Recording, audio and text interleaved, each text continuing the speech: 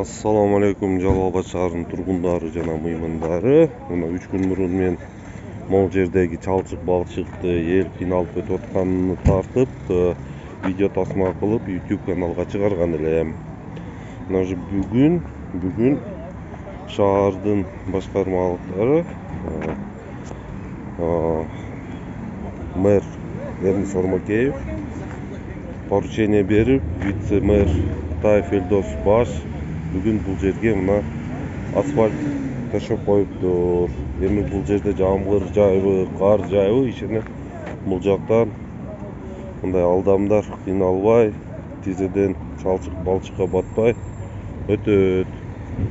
Мэр менен вице-мэрге рахмат дегим келет.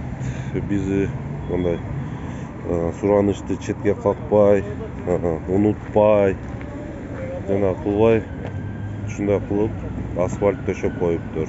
Рахмат чоң. Ишенем башка вопросторду дагы эл талап кылган суранычтарды дагы ушундай кылып четке какпай, калтырбай, унутпай жасайт шаардын башкармалыгы. Рахмат чоң.